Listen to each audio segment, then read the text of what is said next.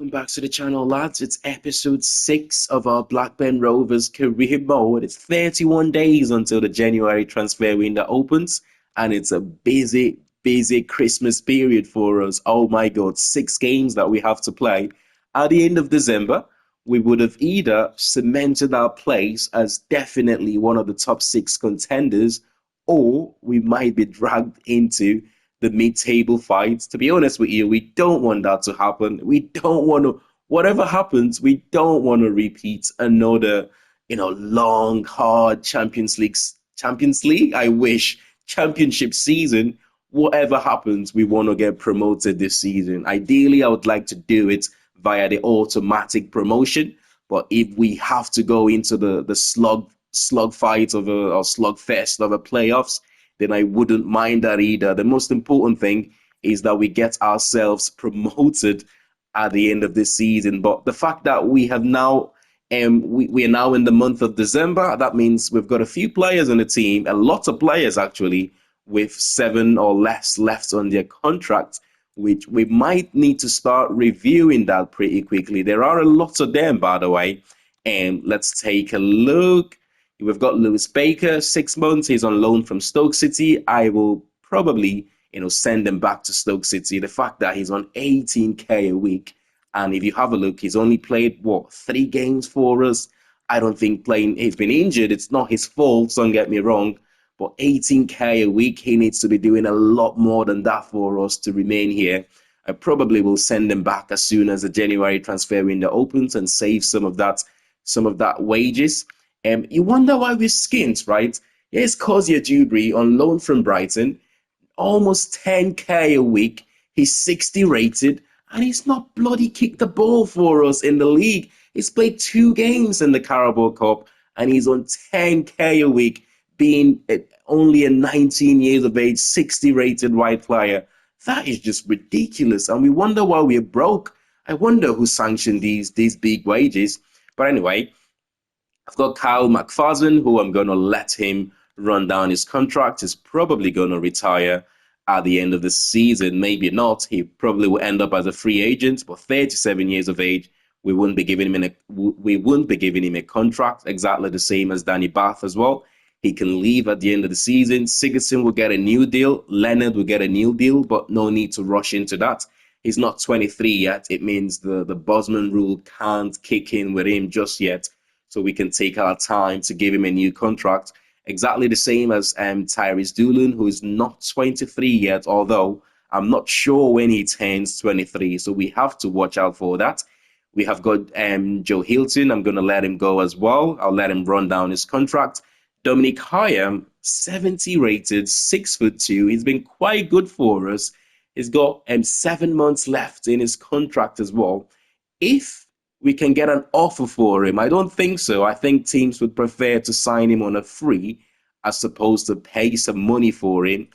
If we can get some money for him, or maybe include him in some sort of a swap deal, I will be happy to do that as well. But otherwise, we will give him a new contract. I mean, he's on 18k a week, which again, I think it's silly, but I don't want to let a player worth £1.2 million leave on a free. We can't afford to do that here at Blackburn Rovers. Similar to Hedges, again, he's been all right for us. I don't want to say decent, 14 games, no goal, no assist for him. If we can get an offer, I'll be happy to accept it. Otherwise, we might look to include him in some sort of a swap deal rather than allowing him to leave for free at the end of the season. But Gilsonen, I will give him a new contract and try and send him out on loan if possible. Eastham, I might do exactly the same, a loan move for him. Andres Weimann, there's no contract for you, mate. No contract at all for you. 7 games he's played, he's got an assist. He's played well when he's played, don't get me wrong. But I don't think at 33 years of age, it's worth it renewing him on 19k a week. It doesn't make sense. Bloxham, £10,000 a week. What the hell? Who is giving all this contract? I really want to know who is giving. The game is just broken this year. Even the youth academy players, they're giving them 7k, 8k to sign them into the youth academy, which I think it's very, very stupid, isn't it? But yeah, if we do let go of a couple of players, I might be tempted to recall Jake Garrett. I think it can be useful for us going into the back end of the season, but we will make that decision when the January transfer window opens. But other than that, the rest of the players they've got decent amounts of contracts, so we don't need to worry about those at the moment. Right, can we sell the Blackburn Rovers project to him here, promise him promotion to potentially play Premier League football and at the same time try to take a little bit of his contract? He's probably going to say no. Okay, he's happy to accept that, but he also wants a signing bonus of 115k. We don't have enough money to give the contract away. Oh my God, this is ridiculous. Let's take away that signing on bonus. Let's give him about 25k. I think that should be enough. We don't even have money to give out a new contract.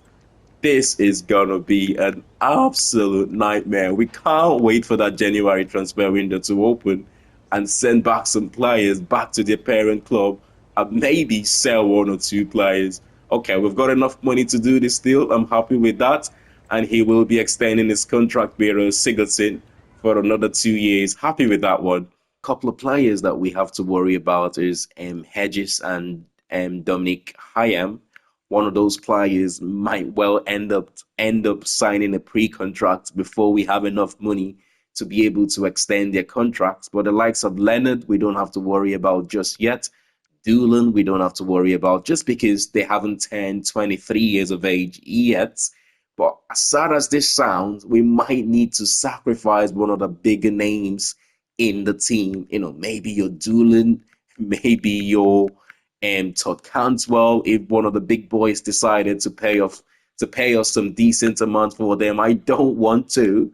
The fact that although they've been okay for us, they're still big names in the team, and you wouldn't want to let go of them like that. Be forced to let go of them, if you know what I mean. But if we have to, we might have to reconsider that.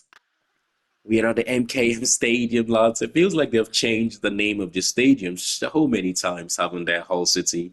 I mean, I can't remember what it was called, the KCOM Stadium once, and it was called something before that. So many times they've changed their stadium names, and they didn't start this season very, very well, did they, in the Championship, losing a few of their games. They're beginning to pick up only recently, I believe. They've won 3 of their last 4 games in real life, and that's taken them up to about mid-table, I believe.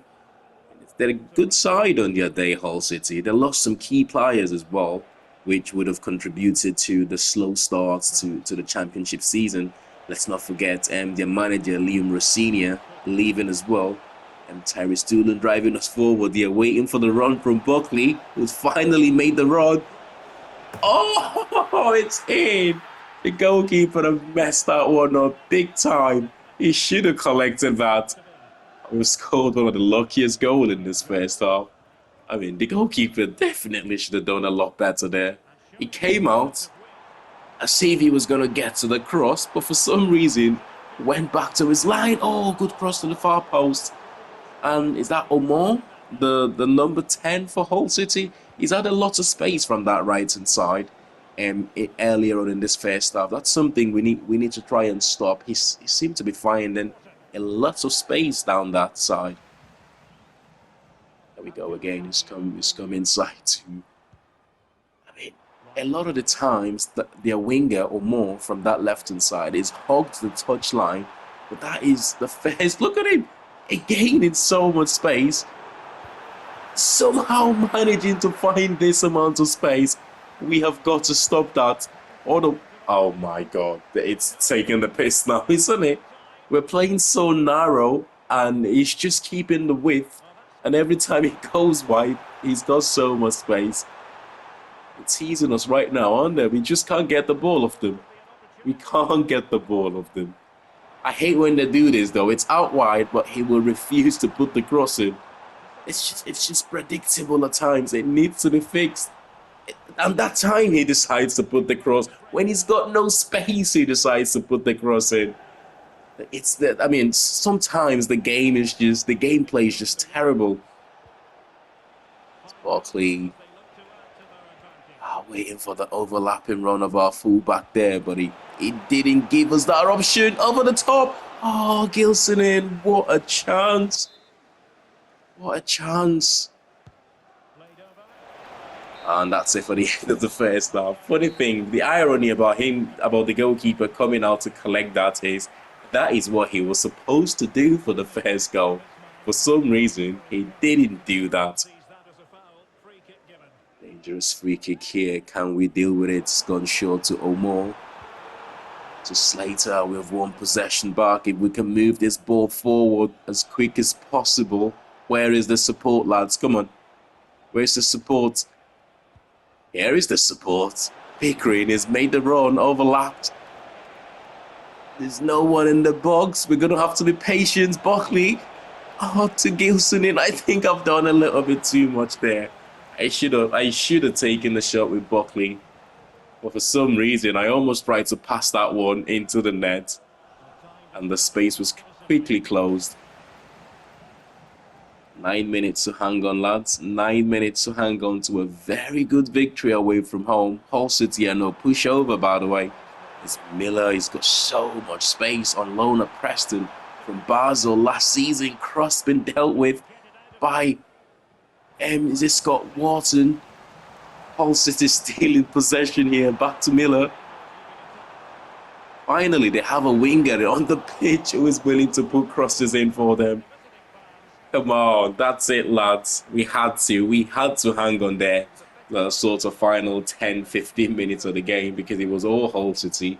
But we did what we had to do. We have kept the clean sheet, scored an important goal, and yeah, good 3 points. Well, we've got a message here from Lewis Baker. I think he might be back from his injury. Yes, I'm feeling much better in myself, ready to play. Hope you can get me back into the team. I think it might be too late, mate. I might have already, made up my mind to send you back to Stoke City, and I'm not going to tell you you've earned a place on the team. I'm just going to go on and say I've got a big decision to make. Of course, that is going to affect his morale, but I think I've pretty much made a decision here to send him back to Stoke City. I simmed our last game against Sheffield Wednesday. It doesn't make sense simming a game against them twice this season. So I'm going to go on and play this one and hope we can get back-to-back away victories. Hillsborough is never an easy place to go to as the fans arrive here for our second away game in this episode. Driving forward, Chaloba trying to go along to Ubo. We've won the header though. They did so well last season, Sheffield Wednesday, didn't they? I think in their last 14 games towards the back end of last season. Oh, what a save. What a save. But they won 8 games. I think it was 8 games, 4 draws in their last 14 games. A team that looked like they were bound to get relegated. Somehow, in their last 14 games, they managed to do that. 8 wins from 14 for a team in the bottom that was somewhere around the bottom of the championship. It's not easy. And added to that, they had 4 draws as well and stayed up by, he's offside. They only stayed up by 3 points last season. That was enough to send, I think, Birmingham down and Sheffield Wednesday managing to keep themselves up. Hard to see. He's made this run so many times from inside, from that right back position into midfield, but this time, Britain steals possession. Here's the space inside for Cantwell. So much space here. It's gone past his man. Too easy. Oh, that's beautiful, Todd Cantwell. This is what we want to see more of. We want to see more of this from him. We know he's a good player. Him and Doolan, they've just been so inconsistent for us this season. But once in a while, they turn up with magical moment like this. Look at this. Skip past this man. So easy. I was going to give it to Doolan, but then I saw the space from both defenders. It's just bent one to the near post. Lovely finish. That's only his 2nd goal of the season, if I'm not mistaken. He's got a couple of assists as well to add to that. It's not a bad season, but he can be better. We've got to win this now, haven't we? We've got to go get that 2nd. Oh, come on. The striker, Upa, has got himself injured. I think he's on loan from Troyes, the French side. I might be from the far post. Yeah, I think I'm right with that one. He's on loan from Tua, the striker, Ubao. Come on, pressure. Let's have the pressure. Ah, he's done well there. He's done well there, Famen. Is it Famen what he scored? He's Nigerian, isn't he? Yeah, the name sounds like a Nigerian name. Space for Doolan. Get some support. Oh, to Hedges. Hedges with the finish. I talked about Doolan, how he's been inconsistent with Todd Cantwell this season. And both players have scored a goal. One of them have scored a goal, and the other have gone on to get an assist, which is fantastic. Todd Cantwell out wide here to Beck, Owen Beck on loan from Liverpool. We might need to give him a little bit more game time. Otherwise, Liverpool might be tempted to recall him. He's not complained yet, and Liverpool haven't given us any warning, but I think maybe we should give him a little bit more game time. Oh, that's just beautiful. That's just beautiful from Doolan. That's it then. That's it then. 2 wins from 2 in this episode for us. This is one of our best performances, by the way, in terms of how we dominated this game from start to finish. We absolutely dominated. We kept a lot of the ball. I mean, you'd expect us to do this against a team like Sheffield Wednesday. Although, like I said, tough place to come to, Hillsborough. But you'd expect us to still have the quality to win the game, which we have done, but it was a lot more comfortable. Is it too early to label this game battle for title contender? I mean, I think it's too early. I think it's way too early, but it's the top 2 facing up against each other here. For the sake of the competitiveness of the league, we have to win this, really. Just because if we don't, if we draw, it's not a bad point. Even if we lose the game, don't get me wrong, it's not the end of the world. But if we lose the game, Luton Town will go 8 points clear of us. And let's say Leeds United should drop points, there will be 10 points clear of Leeds United as well. For the sake of the competitiveness of the league, a victory is really important here. But let's get into this one. I made up, that they have brought these cutscenes back at the start of the game. It wasn't there on last year's game, was it? But it makes things a lot more interesting. It adds more realism to the game as well, in my opinion. So it's good to have it back. I think in this case they have listened to the people playing the game, because that's what we were all asking for.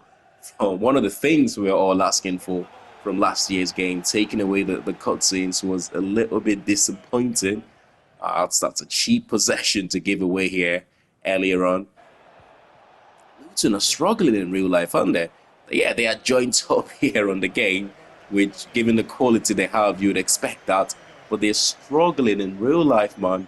I think at the point of recording this, 9 points into the season, they are just above the relegation places right now, which is mad for the team that only got promoted last season. What a ball! Oh, what a ball! What a save! Oh, that should have been 1-0. I said at the start, leading to this game, that for the sake of the competitiveness of the league, we need to win this game, or at least avoid defeat. And we've started the game so well. I thought someone might have been injured there, but good to see that both players got up from a clash of head there. Switch of play. Good touch, Pickering. Who wants it? Who wants the ball? I need runners in front of me. Come on, lads. Cantwell, Pickering, make the run. Yeah, he's going to do it now. Over the top. He's onside. Oh, it's been dealt with. It's been dealt with, and Luton Town clears. It's Alfie Doughty. It was so important for them last season. I don't think he's got the pace to be doing something like that, but he was so important for them last season in the Premier League. I actually thought, yeah, there's a bit of space for Cantwell. Oh, he's driving into the space. That's a good ball to Sigurdsson. Yes, just the goal we needed, considering how well we've started this game. He signed a new contract for us at the start of this episode, and he's earning he's paying back every penny right now of that 15k wages that we have given to him. What a finish. It's been good for us, I expected Doolan and Cantwell to be the main players, but it's been good. There's Mpanzu. He's the only player to have played in all divisions of the English football, isn't it? That Mpanzu, from non-league all the way to playing in the Premier League. Amazing story for him. I think he's the one. I mean, I definitely think I saw that somewhere. Fingertip save from Piers in goal there. Come on, we've got to deal with this corner just before the end of the half. We cannot concede now.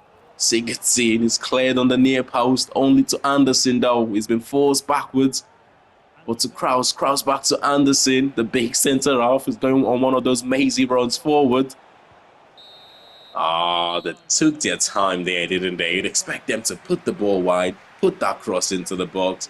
Give it a couple of seconds to the end of the first half, and they were playing like they had 90 minutes to go. It's crazy. Substitutions here. Doolin and Gay replacing Cantwell. They've also made a substitution on their own. I'm not quite sure who's gone off, but it is Tahit Chong who's come on. It's Leonard that replaced Gay. The other way around, rather. Gay replacing Leonard for the remainder of this game. Peers have done really well, you know. Although we dominated that first half, right? We really played well in that first half, and we should have scored more than a goal. But in this second half, Piers have been the one keeping us. Look at the space here that Buckley have got to run into. Surely he's going to finish this one. Oh, he doesn't have the pace to. He doesn't have the pace to go through on goal there. 10 minutes, lads. 10 minutes. We either hang on or we get that second. We're going to get the second. I think it might be offside there. Oh, maybe not. He's not offside. The referee or the linesman have kept his flag down. And what a finish. I actually thought he was offside there. I think we're going to win this one. If we go on to not win this game from this position, it would have been one of the biggest bottle jobs of the season for us. Scott Wharton is injured. That's not looking good. What a miss. What a miss. Oh my God! I said he was one of the better players in the Premier League last season, but that is a shocking miss of the season, Who knew what would have happened if Alfie Dalton scored that goal? What a shocking miss! Look at that! They've almost gave up after that miss. They're not playing this. They're not even bothered defending here. Look, it's so easy. I think I'm just gonna try and keep hold of the ball. There we go. Just keep hold of it for the last few seconds or so. It's a good ball. Blocks him to Gay. Gay with the second goal coming off the bench. Gay with his second and our third of the game. Oh, it's been easier than I thought. I thought this was going to be a competitive game considering we're joint top. Honestly, I thought we were going to see more of Luton Town here, but it's not been the case. It's been so much easier than I anticipated. Again, we've been so good in this episode in terms of dominating games. You know, we dominated our game against Sheffield Wednesday. We've done exactly the same against the league leaders here. And I just wish we would play like this week in, week out. It makes it so easy. And there we have it. We're just a couple of points behind Luton Town now. Fantastic victory. We needed to win that game, as I said, for the competitiveness of the league. We're 5 points above Leeds United, but they still have a game in hand. Actually, it's just ourselves and Luton Town that have played right now. The rest of the teams in the division haven't played their games yet. For some reason, when we faced Sheffield Wednesday, I thought we had played them already. I thought we had gone into the second part of the league, or the returning fixtures of the league, but we've still got a few games to go before we get there, which means we haven't played them previously. Oh, wow, I completely got that one wrong. But our next game here is against Millwall, and we've got a message here from Bloxham. I thought my time was up here. Not really, son. If anything, I believe in you. I actually want to send you out on loan. I don't think I'm ready to give up on you yet. But Scott Wharton, we know he picked up an injury in that Luton Town game. I really hope it's not too serious. He's out for 3 months. EA and their ridiculous broken toe injuries, man. It needs to be fixed. Almost every time your player get injured, They come back with a broken toe and they're always out for 3 months. It's just absolutely ridiculous. In the absence of Scott Wharton here, picking up that mad and broken toe injury that the game always seems to provide. We start with Carter and Dominic Hyam for this one. Costello starts as well, which means Callum Britton gets a rest. We can't afford to be picking up too many of those kind of injuries. Getting your players out for 3 months, it's so unlucky at this stage of the season. Mark Tagay should have done better there with that opportunity, and oh my god, it's a red card. 12 minutes into the game, Todd Cantwell. It's been so disappointing from Millwall's point of view here. I don't think they've had a shot or created any chance, and we've been playing with 10 men for most part of the game. And Leonard have come on to replace Mark Tagay there, and also Ohashi as well, and coming on the pitch in the second half. Oh, what a cross from Doolin, and what a finish. We have not only managed to hang on with 10 men to try and take a point, we're actually going to collect all 3 points away from home here in what's been a very disappointing game from Millwall's perspective, at least. Can we hang on though? They're going for one final attack here. Oh, well defended. Well defended, lads. Look at that. No shot, no chance created, and they practically played almost 90 minutes with a man advantage, and they couldn't create any chance. It's so good that we've managed to get the 3 points here, away from home. We're joint top here with Luton Town, 17 point plus 17 goal difference for both teams, but they've scored more goals than us, and they remain top of the league. But smash a like on the video if you have enjoyed this one, and subscribe to the channel if you're new to it.